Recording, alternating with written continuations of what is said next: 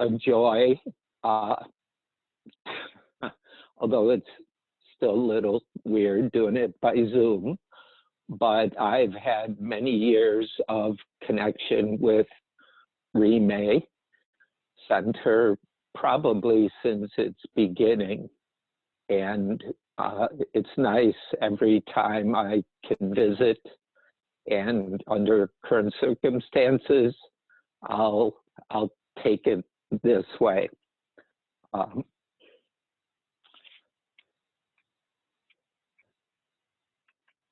My talk this morning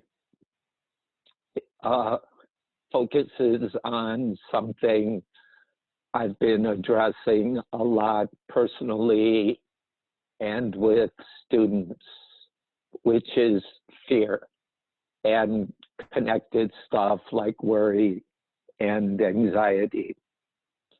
And today I want to explore fear a bit and then consider how we might be compassionate with our fears, which clearly are running wild in our society. Of course, I'm not up on details in Kansas City, but I do read things from Missouri and around the country. And it seems to me there's a lot of fear-driven behavior going on. So to me, this is an important topic because fear occurs in each of us. To understand fear, I'd like to back up and offer a few perspectives. One is that as human beings, we have minds that learn. Of course, animals, and I assume other beings, learn as well. But we're in the human form, and clearly a major part of our minds is learning.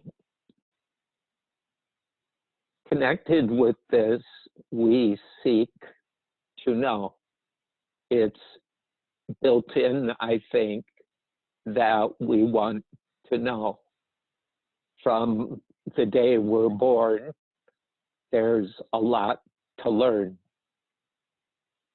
We are beings that use language, that communicate, that are able to pass information down from generation to generation.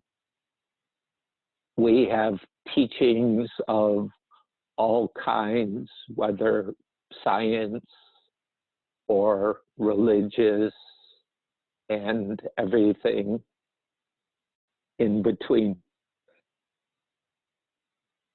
I find it useful, especially with fear, to recall that an important part of our lives are these minds that learn and that seek to know. It seems to me that there's much good in this. Those of us who study Dharma are learning about it, such as the classes that the Rime Center holds, or the 7-day retreat that I just led, and all the other offerings over the centuries. That's just one example that Buddhists are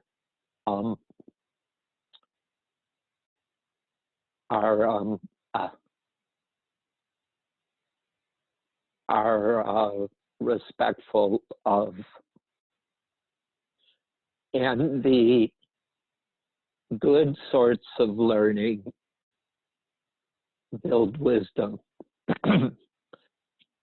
And I'm not using that word in a way limited to Buddhism, but the practical wisdom that might enable us to cook wholesome meals or to comfort a friend or relative who's freaking out a bit with the way things are. These kind of things come from learning. There are many forms of learning and so on. This talk isn't for trying to explicate all that, but I think it's important to recognize learning and the desire to understand are inbuilt and important for most, probably all of what's good in life. And there's an end. Learning and the desire to know can get us into trouble. Here are two ways that can happen.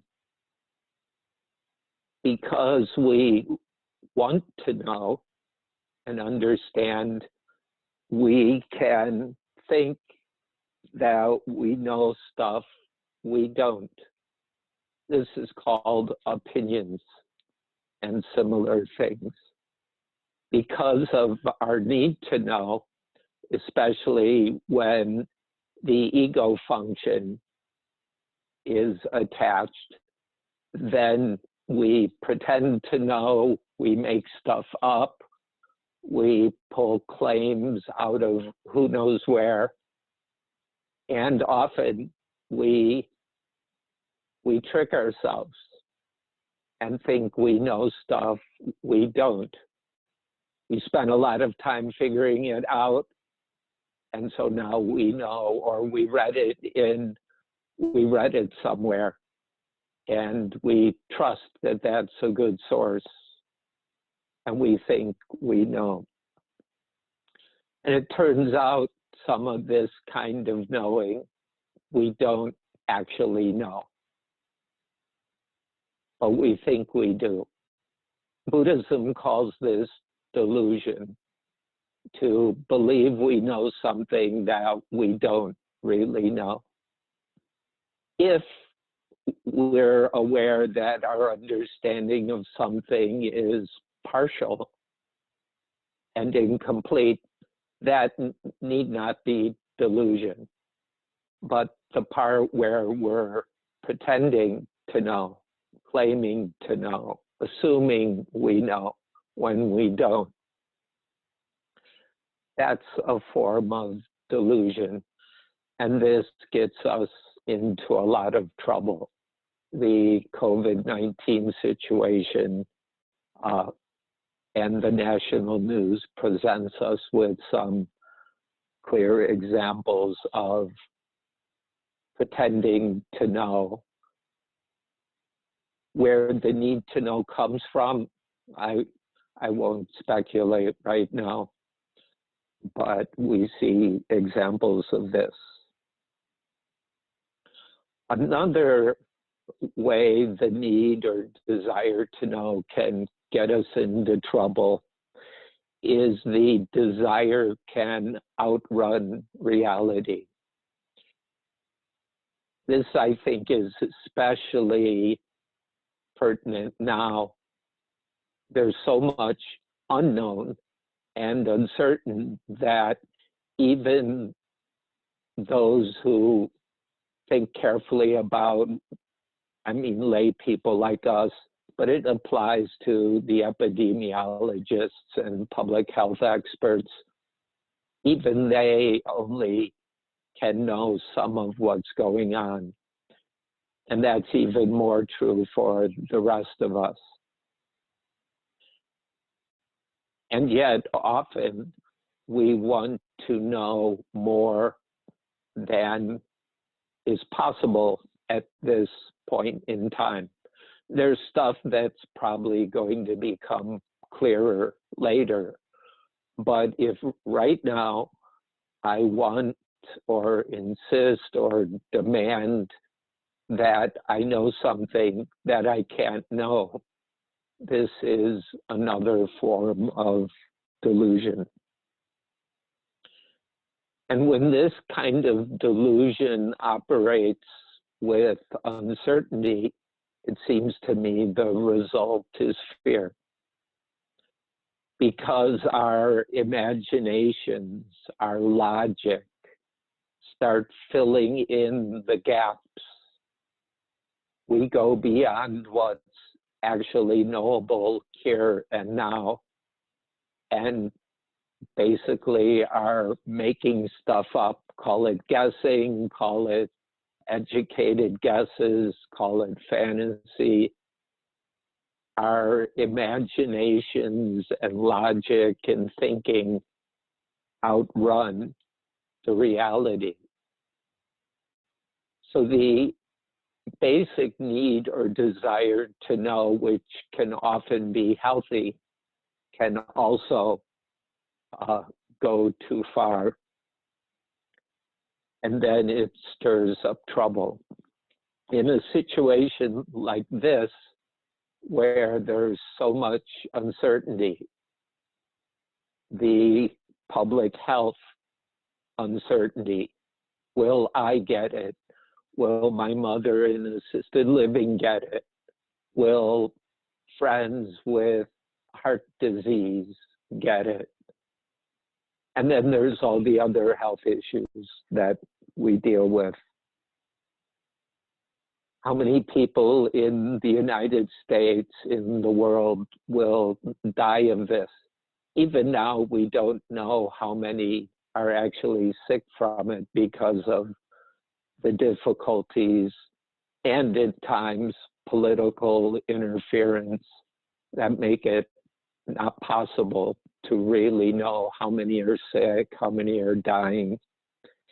That's just part of samsara, the world of change and far more complexity than we can ever fully understand in its details. There's the economic uncertainty. Unemployment numbers only tell us a little bit. There's the political uncertainty, as this situation has been politicized by various forces. I don't want to use our time to discuss that in detail, but there's a lot going on politically. Elections, voters suppression, and things like that, that create political uncertainty. And on top of all that, we've had the growing titanic situation of climate disruption. It's a lot of uncertainty for us, poor human beings, living in vulnerable bodies with minds that easily can think a lot, think too much. And we also have very active imaginations. We can imagine fun and beautiful stuff, and our imaginations can get us into trouble. So with these uncertainties, there's a lot of room for fear to operate. The more we try to know what we can't know, that tension, that conflict between our need, our demand, our insistence, wanting somebody to tell us what's going on really, and or expecting that I should be able to figure it out. This seems to me playing a big role in generating fear, perpetuating fear.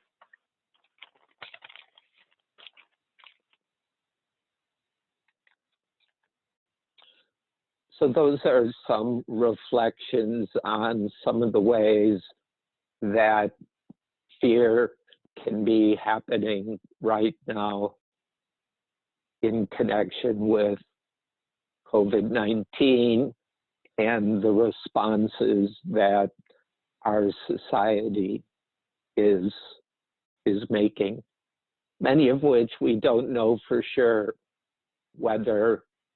which ones will have turned out to be the most effective.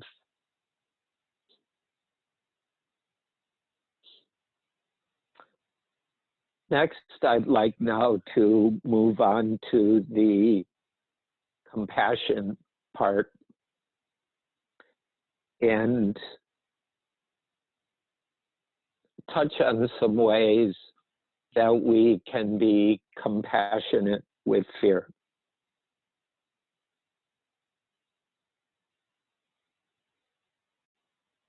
One reason, or the main reason, I backed up to talk about minds that learn and seek to know is that for me, this is an important clue how to be kind with our fears, to see that these things operate, and then to accept as a starter that it's part of being human. According to Buddhist teaching, we're capable of reaching a place or degree of spiritual awakening where fear is not experienced.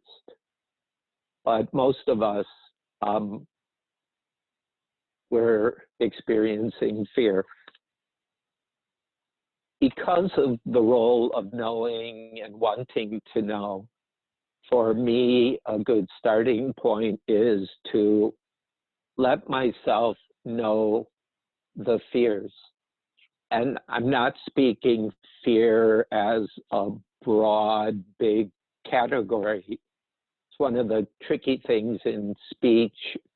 We use broad categories and these can get abstract. In practice, we bring it down to the actual and present. And that already is kindness and compassion and a skillful step towards being with our fear. Now, do we have the courage to do so? There's a popular misunderstanding that courage is to not have fear. I would say that that's often stupid.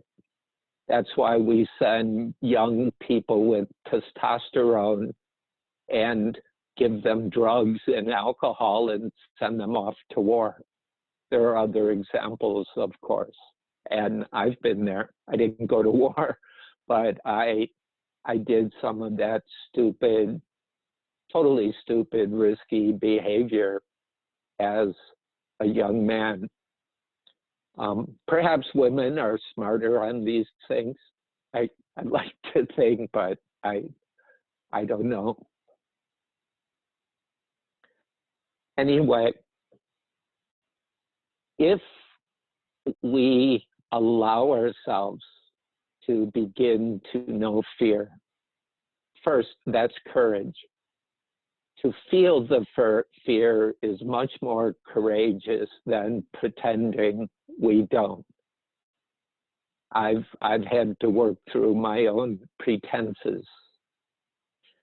And it's taken a while, and I'm still learning that ignoring fear is not courageous. Suppressing it, I have my particular ways I've done that. that's not courageous, and it's not compassionate. Courage, compassion, these are both important heart words. Real compassion takes a lot of courage.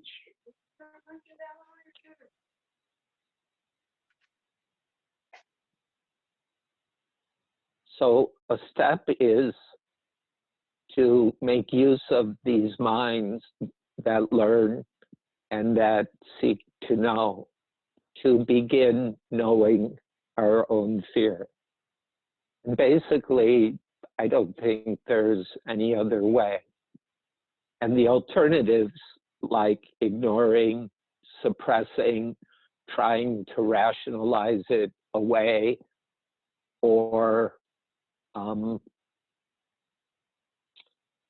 buying guns, to mention an extreme example, that's all fear-driven. But it's a way to not feel the fear and create a pseudo non-fear. The tricky part in this is the ego function. Not so much me or you, but the ego stuff can think that if I just do ignore or rationalize or project fear onto others, those people are dangerous and bad and evil and blah, blah, blah. The ego function will think it's getting free of fear. But we learn it doesn't work. It's not courageous. It's not kind or compassionate. And then as we begin to know our fear, which actually involves feeling it, that's where the real courage is needed. So to sort of pull back from fear and analyze it conceptually or rationally, that's one thing. But to really understand it comes from feeling it. And that's where the courage is, and the compassion. Compassion literally is to be with suffering. Passion is from a Greek word pathos, which means suffering. It's not the exact equivalent of the Buddhist dukkha, but close enough. To be with pain, to be with suffering. Sometimes we get it backwards and make it suffering with. Someone suffering, oh, I gotta suffer too, out of identity and some kind of ego clinging. To me, it's being with suffering. And here, the more we get into fears and other forms of suffering, it's not really about, is it my suffering? Is it your suffering? It's just suffering, it's fear. And so if the fear is happening inside, to be with that fear, that's compassion.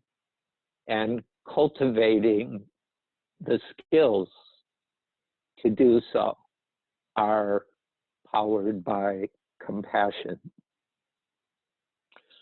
Early on in the COVID responses, this was probably the latter half of March, where all my travel plans had been canceled and I was adjusting to being at home for a long stretch of time, which, by the way, I'm really enjoying and benefiting from. I'm in a wonderful situation that way. But that's back when people were getting in fights over toilet paper and people were hoarding sanitizer. We had enough of that. We had enough toilet paper, but I was afraid of running out of walnuts. Part of my daily ritual is oatmeal almost every morning with walnuts. And I found myself in the kitchen worrying, what if I can't get walnuts? And that one's, to me, trivial. It's petty. And that's why I'm using it as an example. Because it's before I acknowledged it, it was bugging me. Not a lot. It's not like worrying my wife when she's driving into town to do stuff. She works in the city nearby, worrying about her safety, her health, bad drivers, etc. That's one thing. Or worrying about my mom in assisted living, or my friends in Brazil with a real whacked out government, or my friends in the United States with, in my view, a pretty whacked out federal government these days. And I'm not just talking one party, but I'm doing my best not to go down that rabbit hole right now. But to acknowledge walnuts, as soon as I named it, I smiled. And it turns out I haven't had trouble getting walnuts or any of the stuff I need for a healthy diet. Plus, where I live, we have a lot of wild stuff growing that is quite nutritious and tasty. So I want to go through some aspects of this that are basically a practice. For me, the first step with our fears and worries is to recognize and name them. I started a list in my journal, just writing down the fears I would notice, and I kept it open in the kitchen and would write stuff down. Some were more significant than walnuts. Some were pretty small, and I could just chuckle and let go of them. So to me, that's a first step for a practice with fear. And one reason I'm using walnuts as an example, it's a lot easier to start with that kind of stuff. To find out, maybe there's some Hollywood movie that's you were looking forward to, and now the release is delayed. Or, I don't know, you're a basketball fan, and who's going to win the NBA or something. That's not big on my radar. I follow European soccer, but I'm living fine without that too. But it's up to you to notice these small fears. That gives us some skill in just noticing if they're really not that important. It's easy to take a moment. Is that going to really mess up my life, ruin my life? We get some practice because, of course, many of us are dealing with far more disruptive things than running out of a favorite foodstuff or one's favorite chocolate or something. So we make a practice of recognizing, and to me it's important to name them.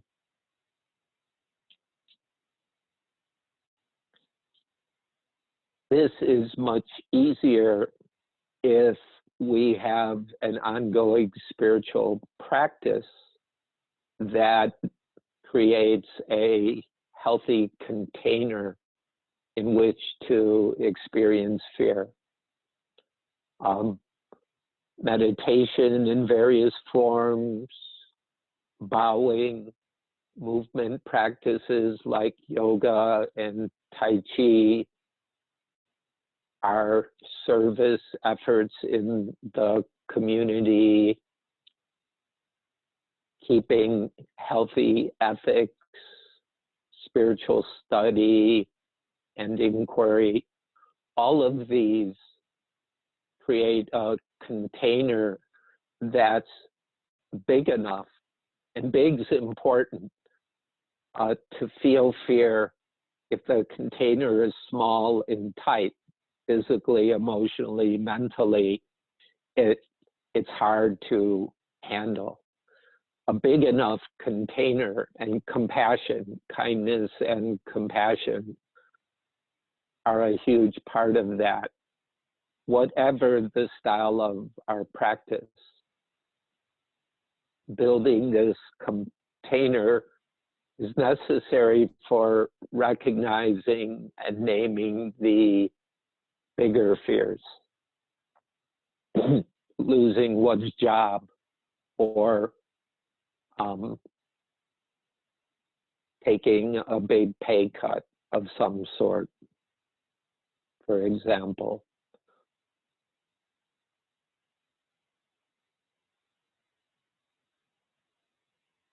Personally, as a longtime practitioner of mindfulness with breathing, breath, and posture, I also practice Qigong. I've fooled around with yoga over the years, learned massage.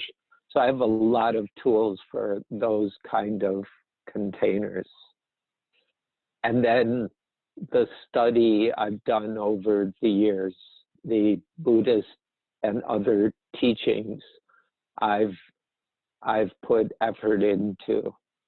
And then back to compassion, there's that heart piece that is willing to be with suffering because of the aspiration to do what's possible to release that suffering. But we can't take spiritual bypasses, so it starts with a healthy container, which we're growing as we go, recognizing and naming.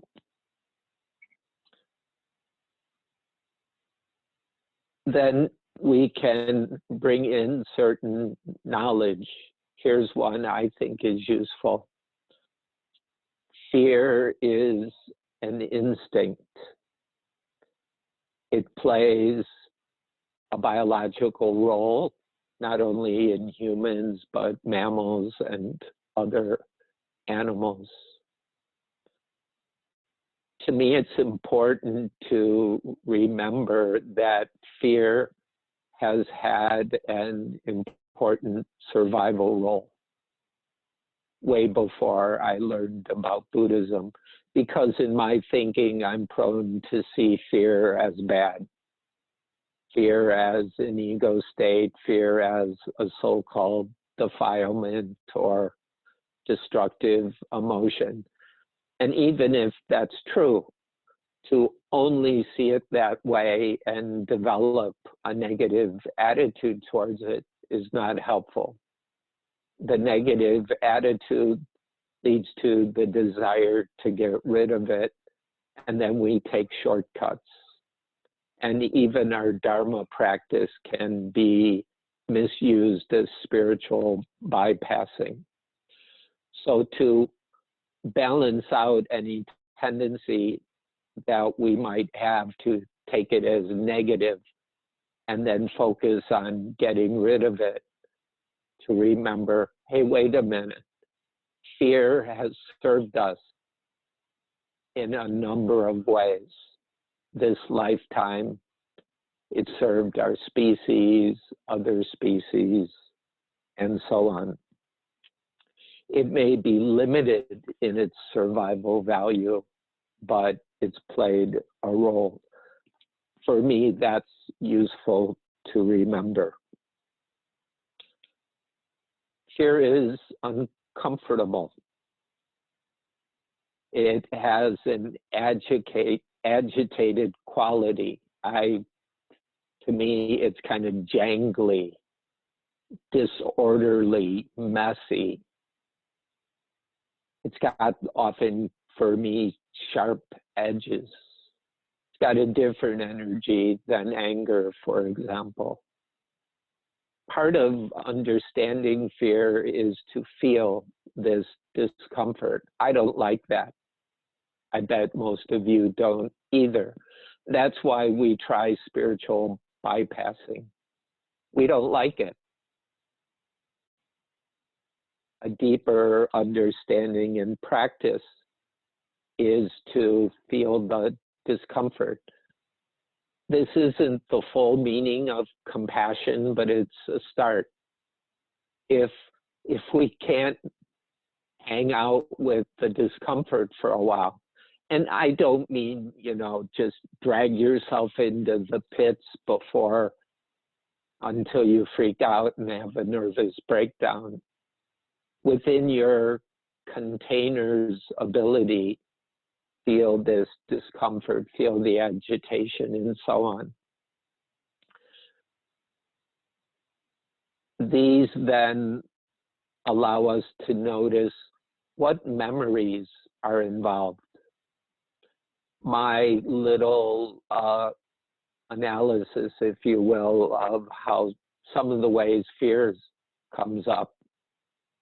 It takes things we know or remember and adds, or fear comes out of that. What in early Buddhism has been called proliferation. If we're afraid, I'll bet you some memory and some thoughts are involved. In addition to any immediate stimulus. But often we're afraid without something right now, this moment, confronting us. It might be coming in an hour, a day, but sometimes they're not certain. It's a maybe or a probably or I think. I'm not saying the thinking's bad, but we notice, oh, here are the memories playing a part, here are the thoughts playing a part. These are ways that we bring some knowing to the fear. And to me, this is a real important Dharma principle. To the extent that fear is coming out of not knowing, ignorance. If there's some opportunity to know, like this discomfort, it's right now, that can be known. I don't mean theoretically, directly, experientially. Oh, there are these memories. Those can be known. Why they're coming up now, maybe we won't know. But we can start to know, oh, these memories, these thoughts. The more we bring knowing to bear, there's less unknowing to feed fear, or there's less unknowing around which fear can keep feeding. Similarly, a lot of our fear, unless there's a direct, immediate threat, and I'm someone who's been threatened with an illness that kills most of the people who get it. And I can attest, even so, even when it's really painful, etc., the fear's not there all the time. And there's actually, partly due to opiates in my case, they were prescribed, that the pain wasn't that bad. So a lot of the fear was about what could happen, what might happen. So future stuff. And so I'm telling stories to myself. or I bought into someone else's story, a family member, although actually I didn't do that in my case, but it's common. Somebody starts interpreting and we let it influence us. And so we've got these stories, explanations, opinions. But what if they're grounded in not knowing? Like with COVID-19, we have competing stories about how it happened. Some of those are blame games. Some are more scientific. We have stories about how to deal with it. Take this drug, take this supplement, faith healing, tune into a certain evangelical guy and send him money, that'll take care of it. Play golf, get out and shop or drink, wear masks, pray for a vaccine. We have all these competing stories. It's not my job to try to tell you which ones are legit, valid, or trustworthy, but a starting point for a Buddhist practitioner is just to know the stories that we're repeating, to recognize the stories that we're believing to some extent. I'm a kind of skeptical person, so even what I'm hearing from scientists who I'm largely giving credit to. And I also think, well, they're doing their best. They have a lot more knowledge base than I do, but I have a tendency to believe what seems to be the scientific consensus, and I'll wait and see as they learn more and update. The more I can be aware or mindful of these stories, I'm seeing what's going into any fear making. And every piece of this that can be recognized is an opportunity to relax. At first, sometimes we clutch, oh no. Or if you have a judgmental streak, to judge it. I shouldn't think that. That's wrong, that's stupid, that's crazy. If we can just relax by compassionately recognizing these things, they're part of the mix. Maybe we can even smile. Sometimes it's easy, like walnuts. Other times it's harder. And that allows for more clarity. And with more clarity, we see what is feeding fear in ourselves. And another heart practice that would fit and be compassionate is forgiveness. Forgiveness is the opposite of blaming. It does us no good to blame or demonize a thought we had, or our aunt so-and-so or uncle whoever told us something and it turned to be half-baked, or we believed it for a while. Blaming that stuff is purposeless. So we just forgive.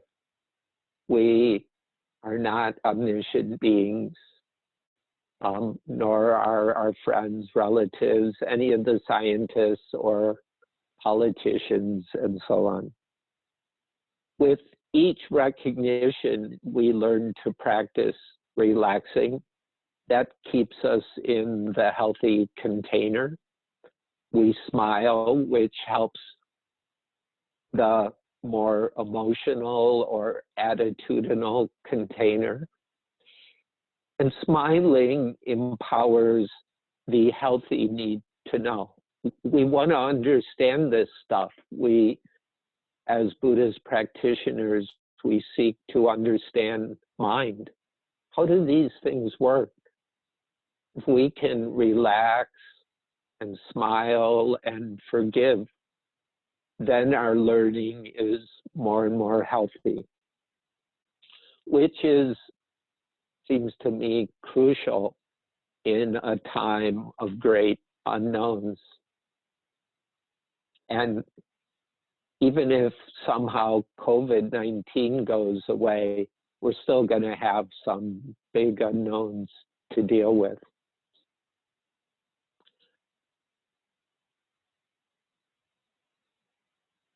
In this, one last piece I'd like to mention.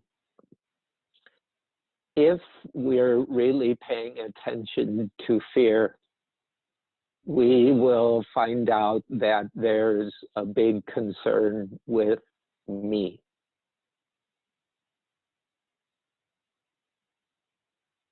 The dangers threatening me or my loved ones, the scary things that are scaring me.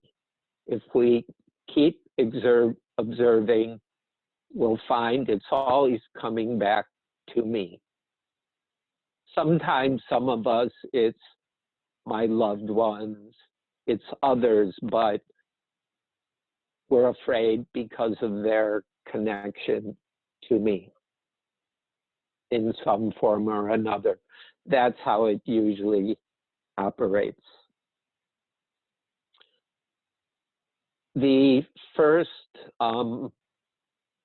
book I ever read on Tong practice, I'm assuming you've all heard about it. If you haven't, there's a nice sheet at the Rime Center, a one-page intro to Tong. I first learned it in a much more elaborate way and still kind of use that, though I do a more Theravada style than Tibetan style. And the book I had by a Tibetan teacher used the word self-cherishing. That's always stuck with me. In fear, there's a kind of self-regard, a caring about ourself that grows and takes up too much space. Now, of course, we should take care of ourselves, but self-cherishing gets stuck on my safety, my well-being, my happiness, and so on. And in this book on Tong, and by the way, I've been using this before the Rime introduction. I've borrowed from Tibetan practice for years, even though I'm more grounded in Theravada.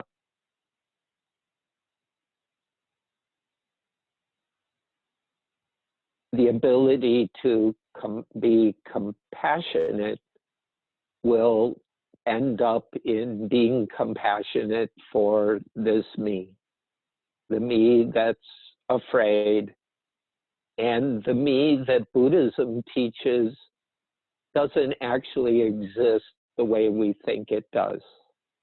I'm not going to get too down into the nitty-gritty of emptiness right now, but the me that's afraid, or the me we think is afraid, or that egoistic thinking interprets as me, we have to recognize this to begin to have compassion in the middle of us, this self-cherishing.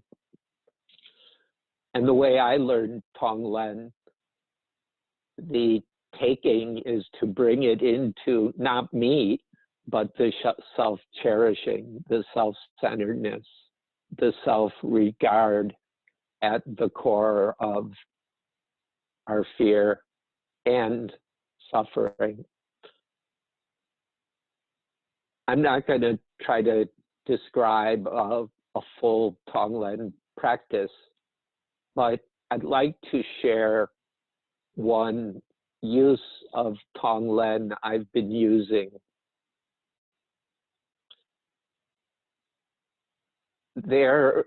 And this involves some of my interpretations and opinions, which could be a bit off. So please forgive if I distort reality. But from what I see, there are people in our society, including in Wisconsin, who are afraid of certain things that they believe to be happening, and their response is to put on flak vests, military fatigues, arm themselves, and drive down to the state capitol and do things that I think are dangerous, not just for public health, but for public peace. Now, I'm not going to go into all my thoughts about that group because that's not the issue. This is a group that I can be rather annoyed with. These aren't behaviors that I respect. And so what I'm saying now comes out of starting to view these behaviors, not so much the people. I don't want to focus on this guy, that guy, or woman, or whoever. And I don't want to go off on a thing about the NRA or the right-wing funding networks and blah, blah, blah. I can do that, but that's not Dharma. But to look, this is coming out of fear. And it's right now, I'm not going to say, but their fear is just made up, or they're just listening to crazy conspiracy theories. Compassion is to be with their fear. Now, I don't know them personally, so I use some imagination, just like I do if I get annoyed or angry or worry about social conflict that can come out of this. And in fact, we know people are getting beat up in this country because they're Asian and so forth, or other populations who are working in the packing houses. So we know these things, or the communities that are getting hit hardest, like the Navajo reservation. So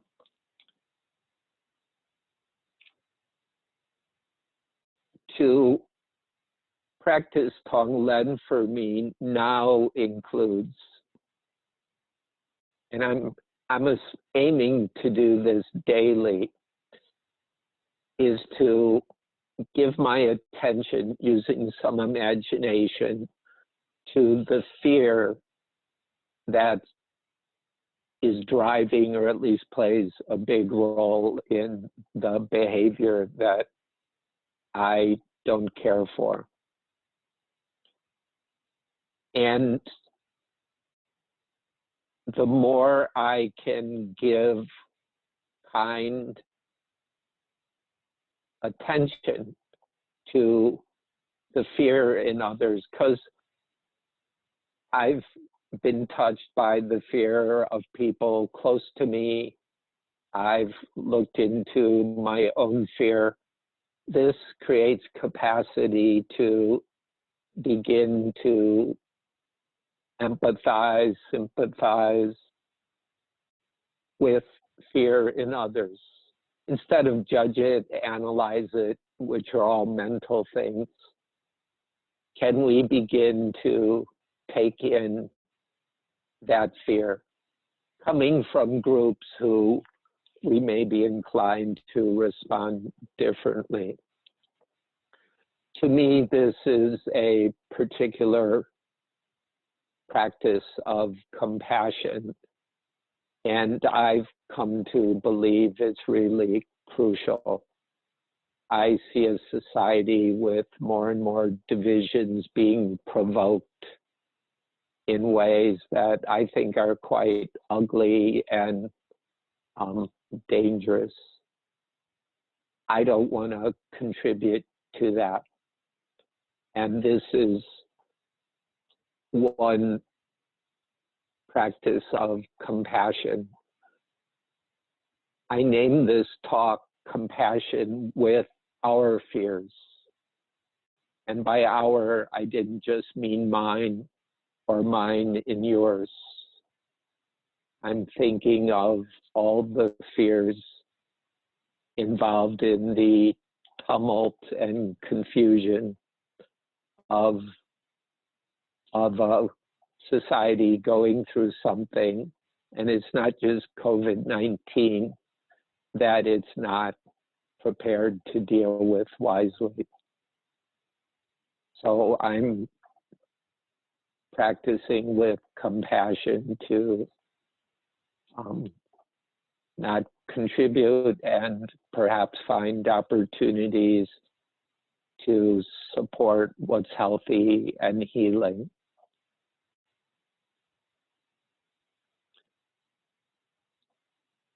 And I think I'm doing okay for time. That concludes my talk for today.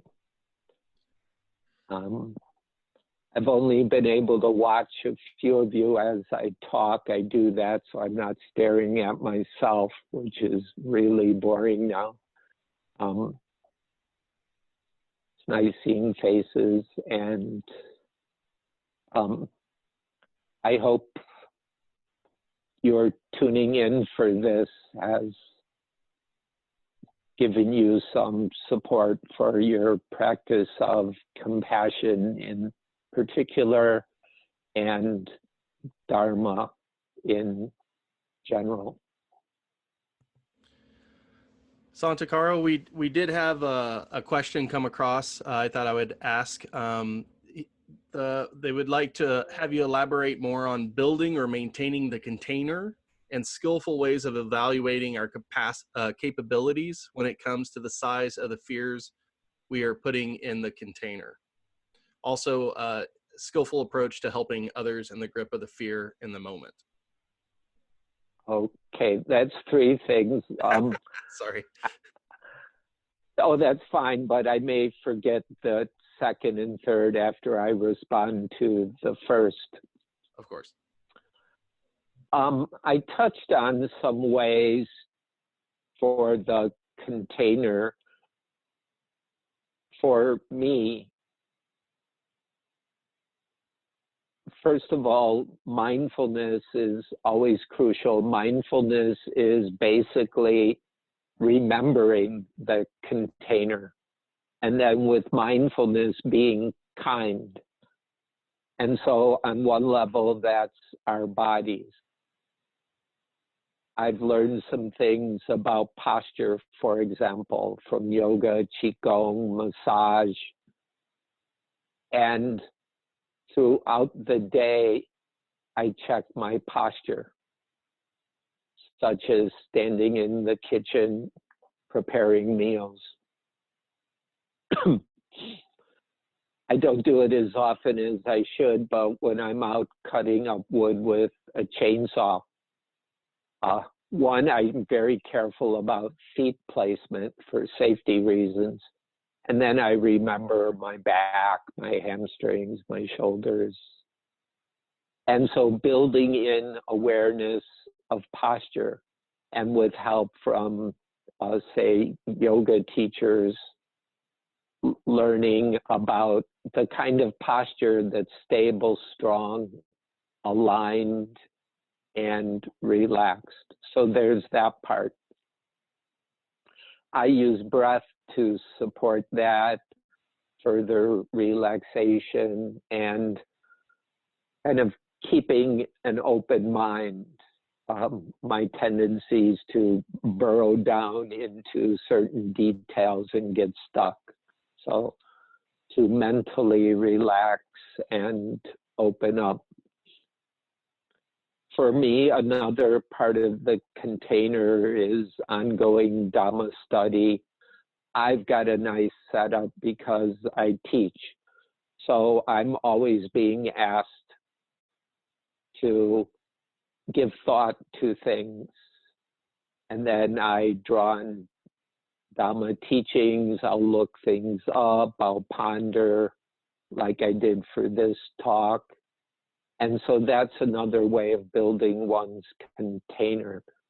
Not everybody's in a teaching role, but as you build the degree of study into your life that suits your needs, and then with the incoming knowledge, the need to be reflecting and digesting. How does this stuff actually fit my own lived experience? So that would be another piece with the container. Then there's what I call heart practices. Forgiveness has been mentioned, appreciation. For those of us who tend to be envious, judgmental, blaming, taking time to appreciate good things, including in ourselves. Some of us struggle with that. So that would be the heart aspect of the container. And the ultimate container is emptiness. That's huge. It has no boundaries. And so I would mention that too. The more connected with emptiness, the more grounded in emptiness, the better. And then the present, to the present moment, if we relax with it, is big enough. So those are some more bits on container, and I forgot the other two questions. So the second one, the second part then would be just evaluating our own capabilities when it comes to the size of fears that we're putting into the container, or I guess what we're working with.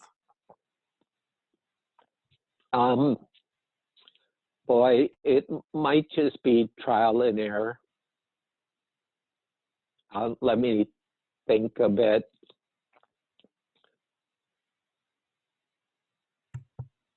Partly it'll be related to our defense mechanisms. Some defense mechanisms like projection and repression will keep pushing the fear away. And those will continue to operate until we're able to address the fear more directly. So in that case,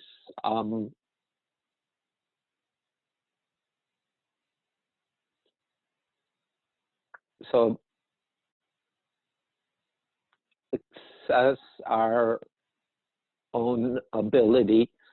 Second, here's how I would phrase it. I'd phrase it a little differently.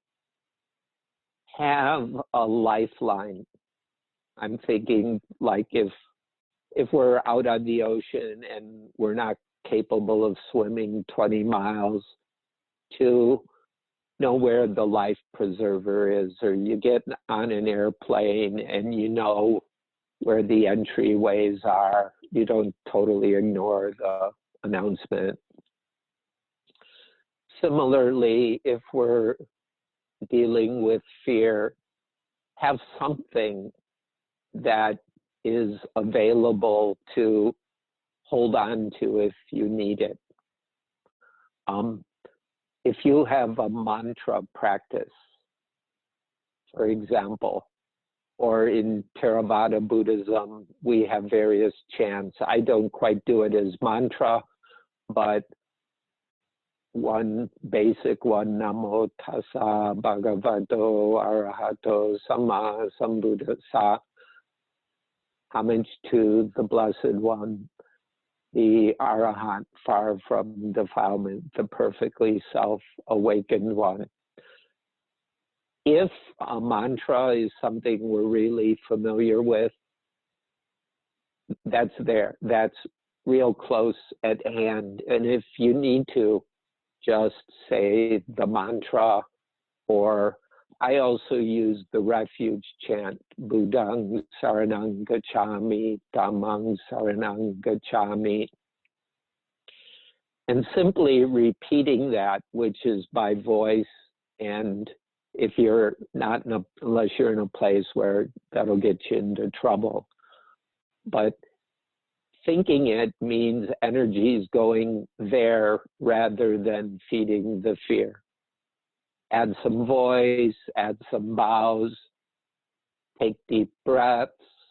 If you have that in your repertoire, I check my posture, ground with the floor, things like this that aren't hard to remember. Because when we're afraid, if we're sucked up in that,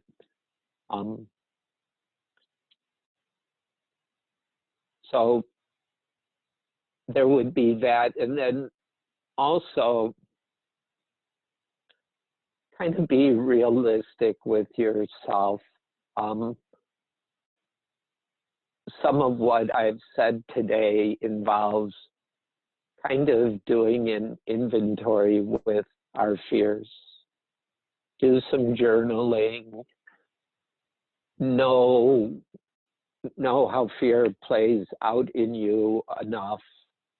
And from a review like that, you'll become aware of, are there times where the fear takes over so badly, I really need help?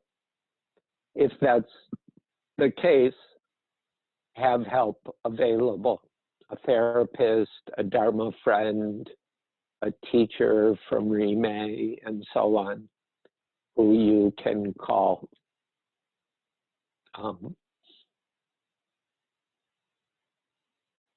It's also helpful with such a review that you might come to see that, yeah, there's been fear of lots of stuff. Sometimes it's been intense, and it passed.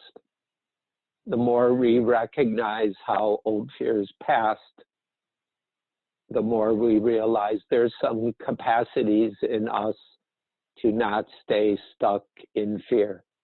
Unfortunately, sometimes we only remember how bad the fear was and not that it passed. Selective memory interferes with learning something important. However bad it was, it passed. And that can be very helpful. It gives us the confidence that, yeah, even if I get into something and it's painful and difficult, there's the capacity in me for it to pass. And we may remember things we were able to do at that time and find skills and capacities in us that we haven't given enough attention to. And so the third question, or the third part of that original question was, is there a skill, can you share a skillful approach to helping others in the grip of fear that they're experiencing in the moment?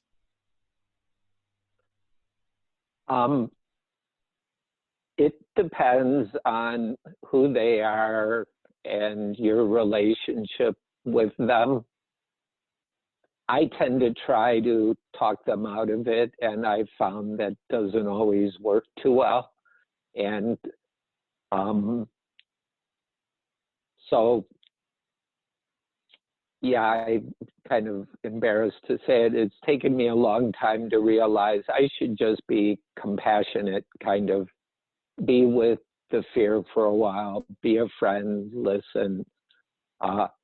One of the downfalls of being the sort of teacher I am, I talk a lot, and it's really easy to try to teach somebody.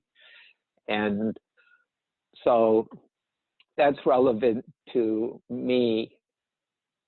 By being there with someone, also sort of in line with things I said, to acknowledge my own discomfort with the fear. That's become really important. If we're not aware of how this makes me feel lousy, I might be addressing my discomfort more than their fear, or at least by not acknowledging my discomfort, it's harder to see what's going on with them and talk. Usually what I do is listen, feel somewhat somatically, and it doesn't mean hugging, it's just kind of picking up the vibe, attending to what their eyes are doing, body language, things I've learned about over the years, and that meditation helps do what's possible to understand the fear and perhaps begin to see where their mind is stuck. Now, I'm speaking more from a Dharma perspective now, but if you can notice where their mind is stuck, and often someone is telling us in their words, then often we have to let the fear, if you can bring a good container, your own self-awareness, kindness, groundedness, that will help somebody settle down a bit. So that's another direct benefit of meditation practice for others. And if someone begins to relax, and often fear is this kind of involves whirling thinking, and the stuff in the chest and body, some relaxation, and all of those feed each other, the thinking, the emotion, the body tension, elevated heart rate. If our presence helps that come down a bit, with some people, hold their hand, put a hand somewhere that's not sexually inappropriate. So always using care. But sometimes if you're calm enough, if you're annoyed, don't touch them. But if you're grounded and calm, share some of that. And as someone begins to relax, you can ask little questions that, like questions of the kind, oh, it sounds like they're telling you something. They may not hear themselves saying it. So you can reflect that back. I think it's called mirroring, and that might help them. Oh, they go, oh, but that's not what I meant, or yeah, that's right. Or sometimes it's like, duh, I've been trying to tell you, so they knew that's what they were thinking.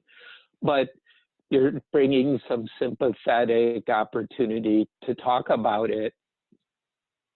And look for opportunities to bring some Dhamma into the picture.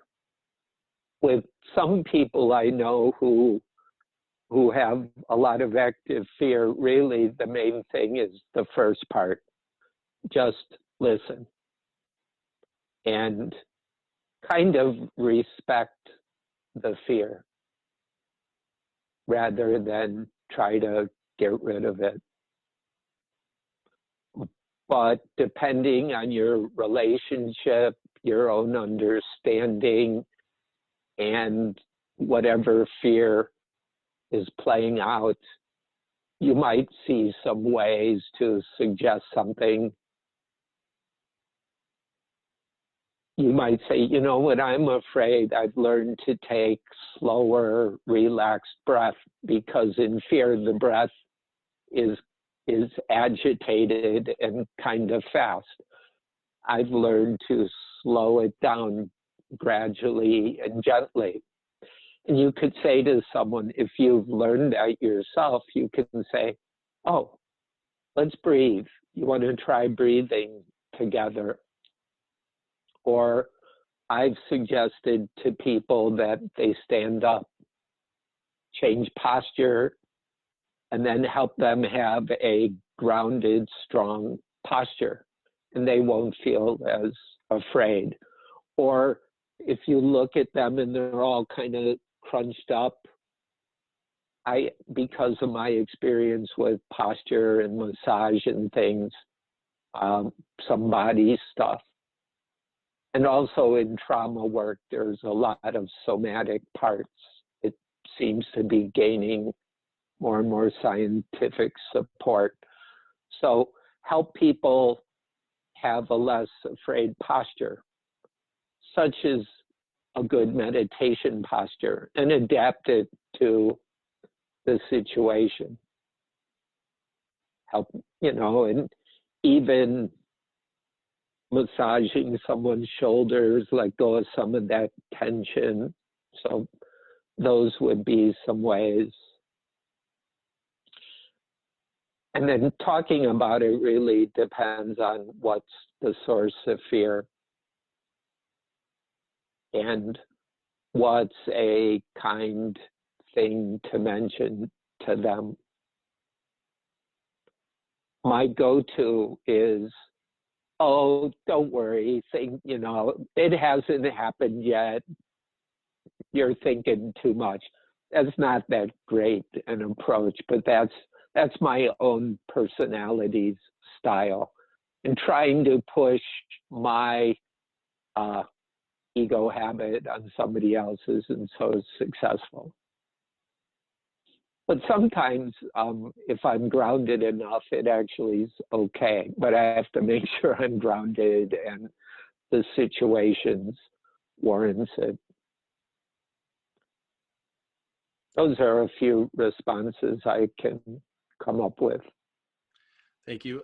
We had another question, but I think this would actually be more of possibly a request for another Dharma talk, here, maybe next month or so. But the question had asked if you could mention a bit about why we also study dependent co-arising. So just they had mentioned in July we're actually going to be doing a class on Buddhadasa Bhikkhu's Under the Bodhi Tree book that you had translated. And so we, I think in relationship with that, might be too big of a question for this time period, maybe a better Dharma talk. Yep. Although the short answer is to be free of suffering. Okay, well, thank you. And if you understand dependent co-arising, you understand emptiness. And then our compassion is huge. Okay. And then just another real quick question. When you were describing fear, you had mentioned spiritual bypassing. Can you just explain that? What you meant by that? Yeah, it's a psychological term. I don't know who came up with it. And I'm not that well educated in Western psychology.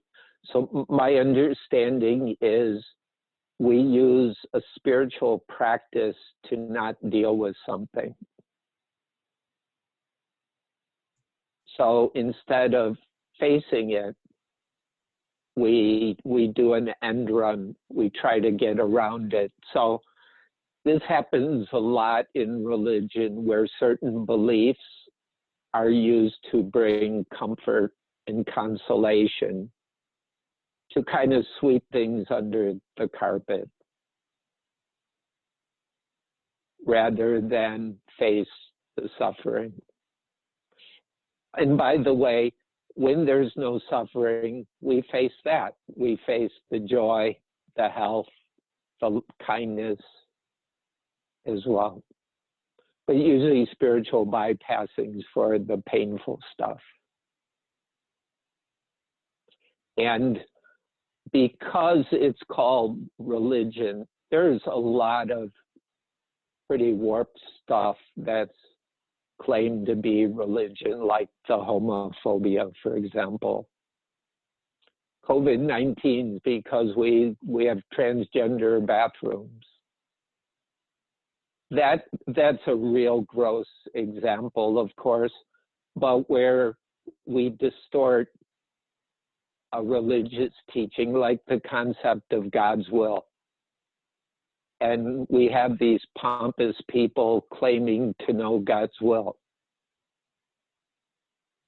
They're not dealing with their stuff. Because God's will is not that sort of thing. So it can be a religious belief, it can be a practice where it's meditation can be used to just avoid dealing with one's reality. Now, don't go the other way and assume it's all spiritual bypassing.